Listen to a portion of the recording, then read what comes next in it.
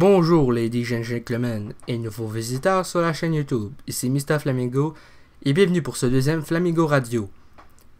Pour ce deuxième épisode, je veux tout simplement vous demander qu'est-ce que vous aimeriez voir dans le nouveau jeu Spider-Man qui sera, je le précise, une exclusivité PlayStation 4. Donc, personnellement, moi ce que je verrais bien c'est, premièrement, dans la plupart des jeux de Spider-Man, il n'y a jamais d'entrée de métro pour aller dans le métro, tout simplement.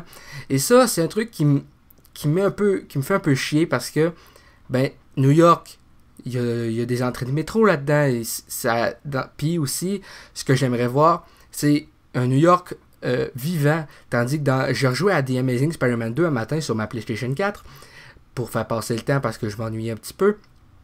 Et j'apprécie de moins en moins le jeu, plus en plus que j'y joue parce que je me dis... Je peux pas croire que Beenox et Activision ont laissé le jeu comme ça.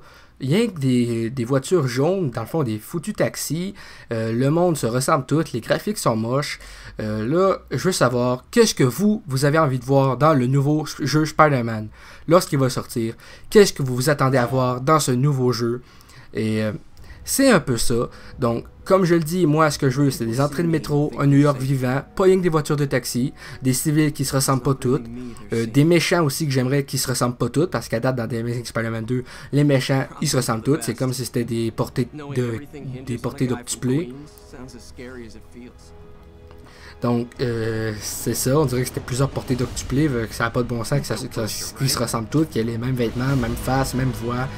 Donc, faut avoir de la diversité et aussi une histoire qui n'a jamais été vue auparavant. Je voudrais voir Peter Parker qui jongle avec sa vie de super-héros, qu'on puisse contrôler les deux, puis que ce soit pas juste des petites quêtes annexes en tant que Peter Parker, que peut-être même que tu puisses te promener dans New York en tant que Peter Parker et juste en marchant, prenant le métro, quelque chose, que tu vives une vie normale dans le jeu de temps en temps, et que ce soit une histoire qui puisse aller qui dure plus de 24 heures de temps, parce qu'un jeu qui se passe en 18 heures, c'est pas assez pour moi, je pense.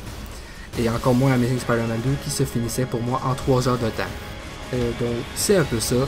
C'est ce que je pense, moi, du prochain jeu Spider-Man, de ce que j'aimerais voir. Et maintenant, à vous de me dire dans les commentaires ce que vous voulez voir dans ce futur jeu vidéo. Donc, c'est tout pour l'instant. C'était Mr Flamingo. Vous pouvez partager la vidéo sur Facebook et Twitter. Et sur ce, je vous dis à la prochaine. Bye bye!